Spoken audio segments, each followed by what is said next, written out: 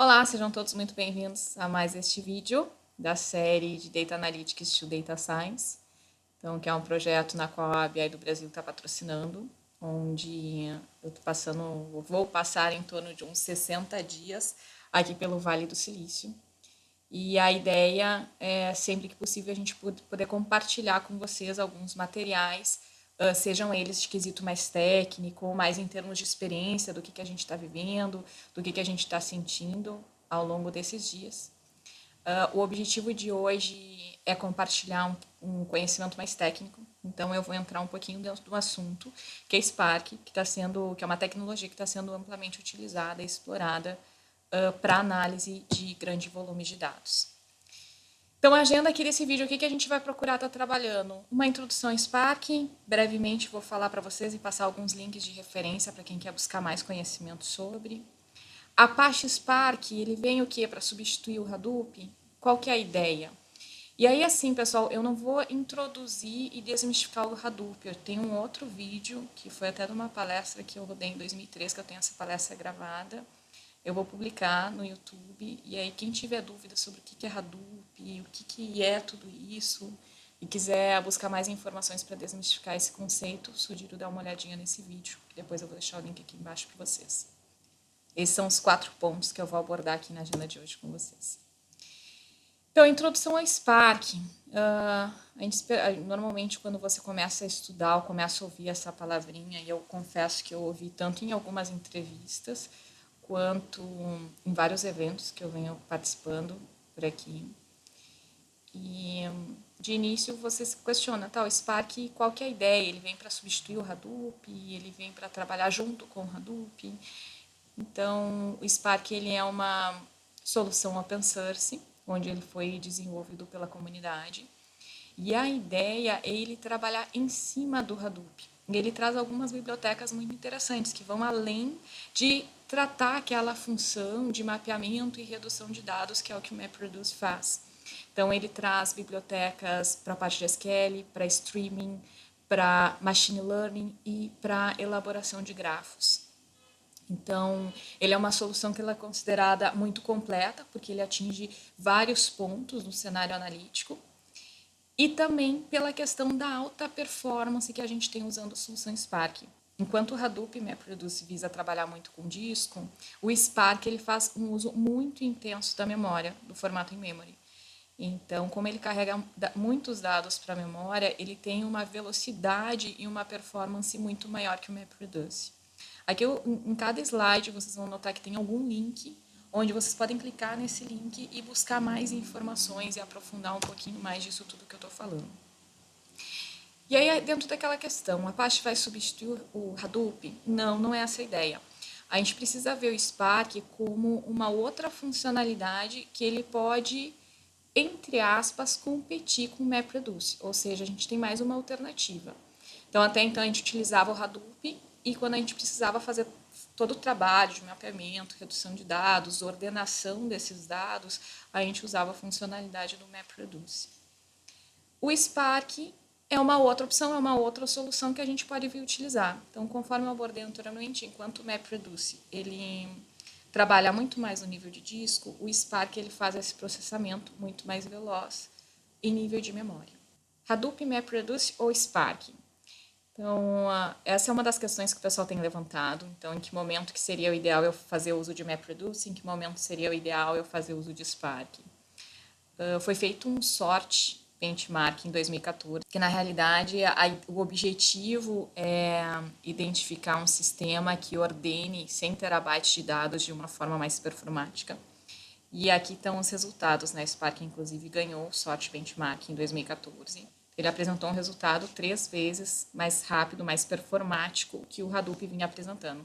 Então, olha só, se a gente der uma olhada aqui, para 100 terabytes de dados, foi utilizado 10 vezes menos máquinas e a gente teve uma performance 3 vezes maior. E aí, para 1 petabyte de dados, também foi utilizado 190 máquinas e a gente teve um retorno da ordenação desses dados em torno de 234 minutos. Então, É uma performance bem interessante, a comunidade em geral está bem empolgada com os números que estão sendo obtidos a partir de todos esses testes e análises que estão sendo realizados. Pessoal, esses slides foram de uma forma bem objetivos, bem diretos e breves, para dar uma introdução para vocês de tudo isso que a gente está vendo aqui. E vamos para a melhor parte agora, vamos colocar a mão na massa? Então vamos ver como é que a gente pode instanciar um cluster do Hadoop com Spark. Neste caso, eu optei por fazer uso de HD Insight. Então, o HD Insight ele é um serviço fornecido na nuvem pelo Microsoft Azure. Existem outras soluções na nuvem que você pode optar, ou também é possível, você pode baixar e fazer toda uma instalação no seu ambiente on-premise. Para simplificar um pouquinho a minha vida aqui, que eu quero já começar os testes de imediato, optei por fazer o uso do HD Insight. Então, eu vou mostrar para vocês como é que a gente pode instanciar um cluster do HD Insight na nuvem, como é que a gente cria a tabela e importa para dentro do Hive, como é que a gente pode fazer o uso do Zeppelin Notebook para processar essas informações, para disparar consultas interativas direto contra a base de dados, e como é que funciona a integração com o Power BI. Vamos dar uma olhadinha? Então, vamos lá. Pessoal, primeira questão, para vocês poderem fazer essa demo, se vocês quiserem seguir a questão de fazer o uso do HD Insight na nuvem, vocês precisam ter uma conta dentro do Windows Azure, dentro do portal, uma assinatura.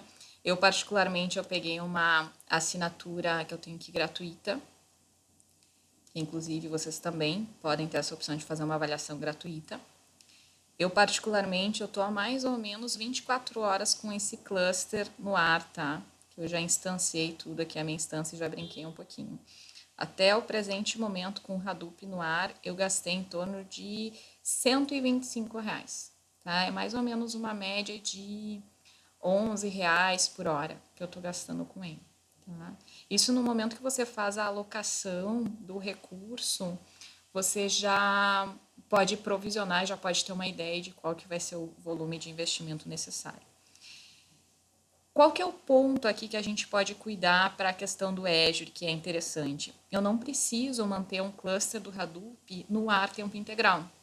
Eu posso desenvolver scripts via PowerShell, onde eu até tenho uma videoaula sobre isso, detalhando isso, onde você consegue subir a instância, fazer ele processar as informações que ele precisa, e a partir do momento que ele terminou de processar as informações, você baixa a instância. Com isso, você tem uma economia considerável em relação ao uso do Hadoop. Claro que, para que isso funcione adequadamente, você precisa manter os seus dados dentro do Blob Storage. E daí o que vai acontecer? Quando você sobe o Hadoop, você conecta lá no seu Blob Storage, no seu container, processa os dados, devolve para o container, baixa o Hadoop. Tá? Então, isso é um cenário, uma forma de utilização que vocês podem fazer. Bom, tem assinatura? Perfeito. Vocês vão ver que aqui vocês têm uma opção de New, dentro da telinha do Azure. Vocês vão ir até em Data Analytics. E lá em Data Analytics vocês têm uma opção HD Insight. Em cima de HD Insight, basta você digitar o nome do cluster, importante que esse nome do cluster seja único. Seleciona o tipo do cluster que você vai utilizar, nesse caso tem aqui Spark, estão vendo? Spark Preview. Olha, me deu um inválido o nome do cluster que eu botei. Deixa eu botar aqui EAD2, vou botar Spark, vamos ver se ele aceita. Qual que é o sistema operacional que vocês querem rodar o cluster? Bom, enfim, ele não aprovou, mas... então, mudei o nome ali, agora ele aprovou, tá certinho o nome. Spark, ele está ainda na versão Preview. Qual que é o sistema operacional, se Windows ou Linux, versão do Spark que vai ser utilizada, ele pode variar de acordo com o sistema operacional que você selecionar, a subscription que vai estar atrelada, qual o Resource Group, que no caso eu já tenho aqui ele criado, já até identificou, ele vai te pedir as credenciais que você precisa colocar, então você pode colocar qual que é o seu usuário, a senha que você vai utilizar para acessar o cluster, se você vai ativar a opção de Remote Desktop para essa máquina, e aí ele te pede um usuário e senha para o Remote Desktop para poder fazer o acesso remoto. Um outro ponto que ele te pergunta, ele está me dizendo que eu não salvei os dados, que ele não vai salvar se eu mudar de tela, tudo bem. Um outro ponto que ele pergunta é onde é que você vai querer armazenar a sua estrutura. né? Aí você pode selecionar aqui qual que vai ser a localização onde você quer deixar armazenado a estrutura. Eu deixei aqui no oeste dos Estados Unidos. Mas já tem, ó, para quem quiser armazenar até no Brasil. Se bem que assim, acho que a parte de HD Insight ainda não chegou pro Brasil. Então você vai ter que armazenar ainda nos Estados Unidos. Posso estar errada, mas essa é a última informação que eu tenho.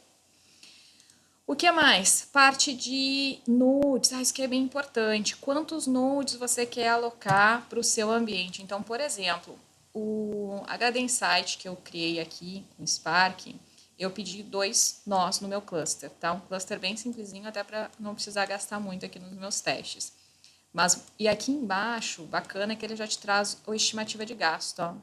Custo total estimado por hora. Então, ele já te traz essa referência. Eu poderia pedir aqui 4 nodes. E ele já te mostra. Vivi, e se eu, no decorrer, quiser mais nodes, além do que eu já aloquei? Você pode alterar essa configuração posteriormente, tá? E aí, aqui, para quem quiser explorar um pouquinho as opções, vocês podem navegar e dar uma olhada quais são as opções, as configurações que ele disponibiliza para cada um dos cenários, tá? Ó, inclusive o gasto estimado por hora de cada um. Eu vou fechar. Pessoal, isso aqui tudo eu já passei, eu já criei o meu cluster, tá? Só estou dando uma passadinha aqui para mostrar para vocês um pouquinho da configuração. E aqui são algumas configurações opcionais que eu particularmente não cheguei a setar, não configurei nada. Feito isso, cuidem-se essa opção aqui, que é para ele colocar um atalhozinho lá no dashboard do Microsoft Azure, se ela está marcada, e deem um create. Quando vocês derem um create, ele vai voltar para a tela original. Deixa eu cancelar aqui, não vou fazer. Ó, ele vai voltar para essa tela original. Aqui vocês podem ver que eu tenho meu EAD Spark, HD Insight Cluster. Então, para vocês, quando vocês marcaram ali aquela opção de Pin on Dashboard, ele vai criar um atalhozinho aqui para vocês. A criação do cluster leva em torno de uns 15 minutos. E vocês vão ver que ele vai ficar processando. Vai ter um ícone que ele mostra que ele está fazendo o processamento e a criação do cluster. A partir do momento que o cluster estiver criado, vocês podem clicar em cima do cluster. E aqui vocês vão poder visualizar algumas informações de configuração, né, para acesso do cluster, questão de login, se precisar fazer algum ajuste em termos de remote desktop, o Azure Storage Keys também. Então, tudo isso vocês têm a informação aqui. Ó, aqui que vocês têm que ficar atento. Esse aqui é o endereço que vocês vão utilizar quando vocês precisarem acessar, seja os notebooks ou o editor do Hive. Tá? Então, vocês podem ter todo esse acesso via browser. Então, aqui ele me traz algumas informações gerais, né, do meu cluster, meu Spark, ó, a quantidade de memória, quanto que é o total, quanto que está sendo utilizada, quantidade de cores, aplicações que estão rodando e outras informações adicionais. Eu tenho uma parte aqui do Resource Manager, em que ele me permite definir algumas configurações para o meu ambiente.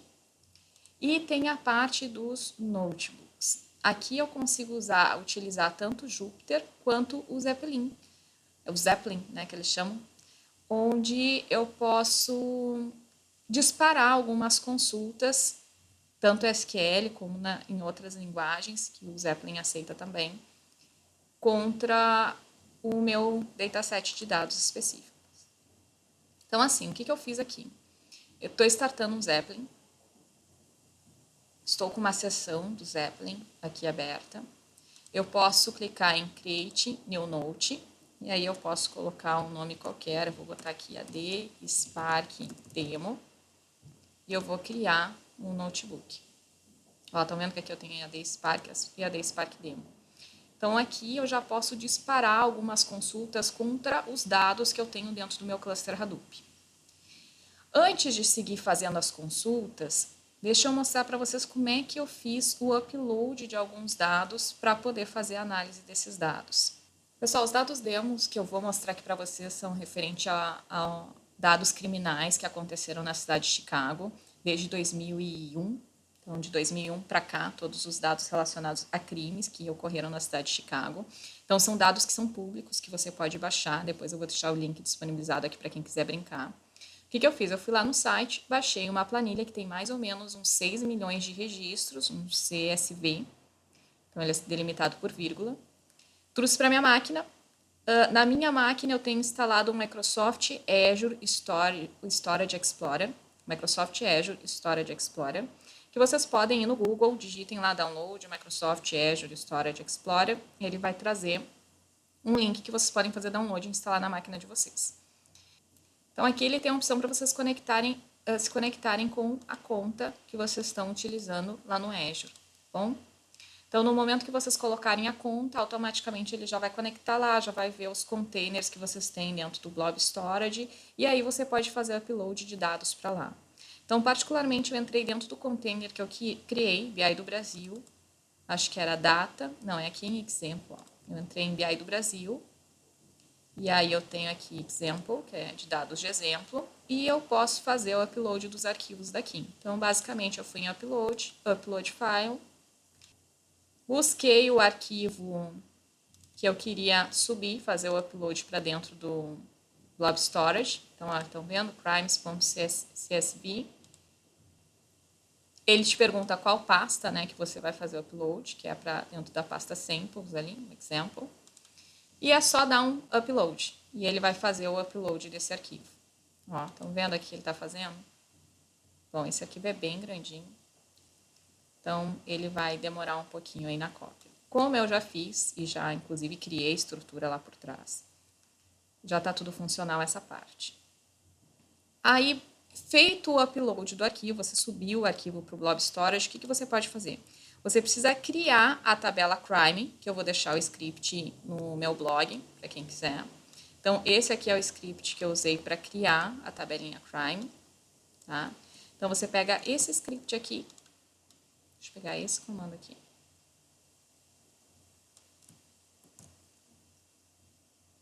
E trazer, só que não no Zeppelin, eu vou trazer para o meu Hive Editor. Estão vendo aqui? Aqui eu poderia colar o meu comando aqui. Então, notem que o que eu estou fazendo aqui, eu estou criando a tabela crime. Para quem conhece, a instrução transact SQL é relativamente semelhante para criar a tabela. Então, o nome da coluna, tipo do dado que ele vai receber. Só claro, você tem que ter mapeado de acordo com o que você recebe na planilha.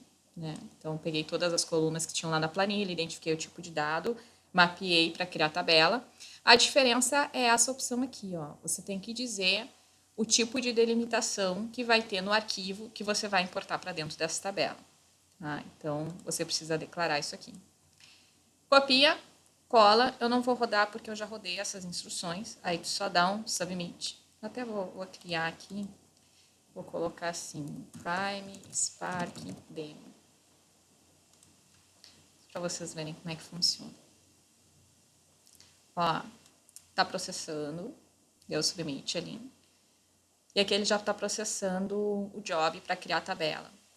Criei a tabela, qual que é o próximo passo? Eu tenho que carregar esses dados para dentro da tabela. Então, basicamente, esse aqui eu não vou rodar porque ele demora um pouquinho mais. Eu teria que vir aqui e dar esse comando aqui, ó. Load data in path. Aí eu vou dizer aonde que eu coloquei o arquivo. Into table. E aí eu teria que colocar aqui o nome da tabela. Que ali eu dei o nome, eu acho que foi Prime, AD, Spark, alguma coisa. Não me lembro mais o nome da que eu dei na tabela agora há pouco. Então, olha só. A gente criou o cluster. A gente subiu o arquivo para dentro do Blob Storage que a gente quer processar. A gente criou a tabela, carregou essa tabela com os dados que a gente vai processar. E agora eu posso disparar consultas e instruções contra esse objeto. Então, por exemplo, eu posso chegar aqui SQL, que é um comando SQL, e eu posso dizer show tables e pedir para ele executar. Ó, aqui ele está me trazendo todas as tabelas que eu tenho dentro da minha estrutura. Estão vendo que eu acabei de criar Prime Spark Demo. Aí eu posso começar a brincar. Eu tenho uma estrutura ali com mais ou menos 6 milhões de registros e eu posso dar um describe para entender a estrutura do meu objeto. Então, por exemplo, describe crime US.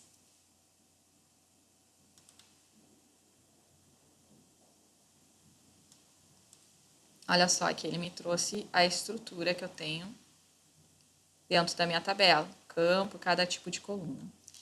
Vamos fazer uma consulta aqui. Percentual SQL, select,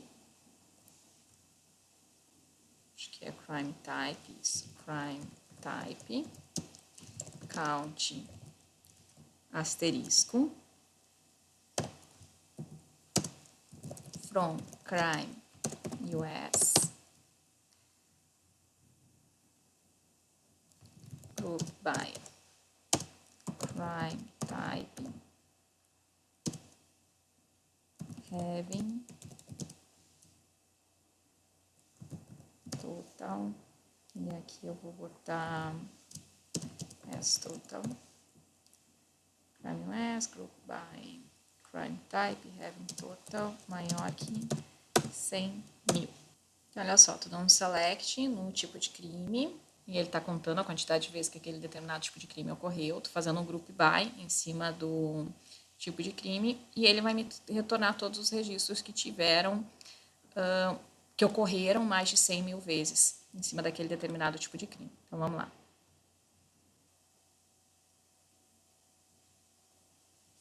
Vou processando. Então, olha só, ele me trouxe aqui o resultado, e aí eu posso pedir para ver esse resultado no formato de gráfico. E eu posso voltar aqui e pedir um order by desk. Order by total desk. Claro que aqui a performance vai variar um pouco de acordo com a quantidade de nodes que você tiver na máquina. Eu estou processando tudo com 2 nodes. Lembrando que são 6 milhões de linhas, mais ou menos, que ele tem que processar aqui. Então, pessoal, aqui o resultado dá para a gente ver um total de incidentes que a gente teve de roubo, seguido das outras categorias, battery, criminal damage e narcóticos também, e assim por diante. Uma outra análise que a gente pode fazer, que a gente pode brincar aqui, deixa eu pegar aqui, percentual, SQL, select. Vamos pegar, dar um Ctrl C, Ctrl V, que é mais fácil. Escrever tudo de novo. From crimes where arrest igual a true. Então, vejam que eu estou utilizando sintaxe transact SQL comum aqui, né? Só que daí, ao invés de 100 mil, vamos colocar aqui 3 mil. Ou seja, estou selecionando pelo tipo de crime, né, fazendo a contagem, fazendo o grupo by ainda pelo tipo de crime, mas eu estou fazendo uma varredura pela quantidade de que as prisões foram realizadas, então que efetivamente eles prenderam. Então, olha só, ele está me trazendo os resultados. Notem que ele foi relativamente rápido para quem está trabalhando com 6 milhões de linhas. Foi bem performático na análise. E aqui eu posso visualizar a quantidade de tipos de crimes que aconteceu e que efetivamente tiveram as prisões concretizadas. Então, quer dizer, embora a quantidade de roubo seja maior incidência, né, de prisões está diretamente relacionada a narcóticos. O que mais que dá para a gente brincar aqui? Se vocês quiserem explorar, também tem outras formas de visualizações, gráficos, que vocês podem explorar diretamente aqui pela ferramenta, tá? Que é bem bacaninho.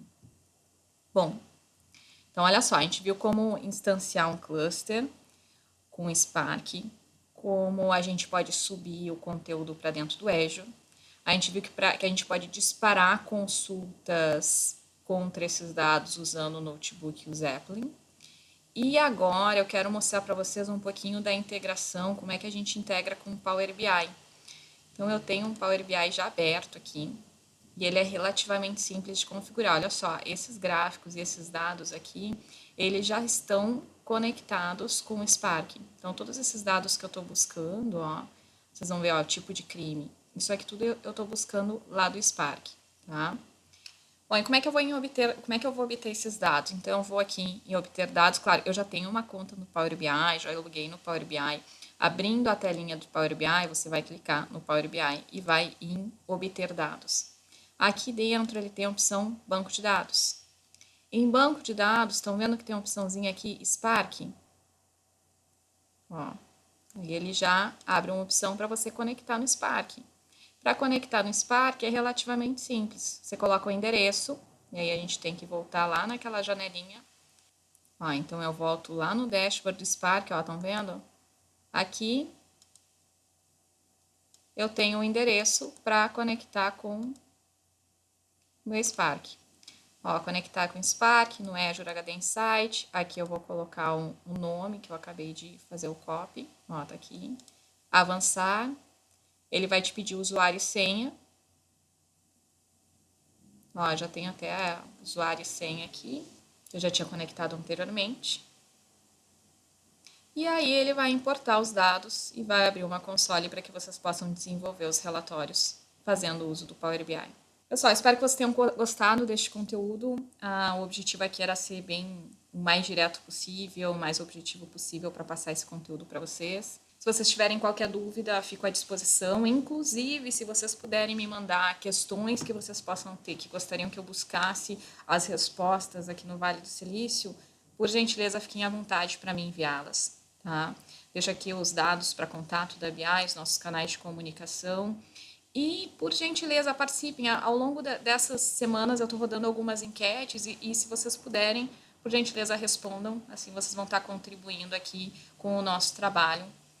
E aguardem que em breve a gente vai compartilhar mais algumas informações e novidades. Muito obrigada!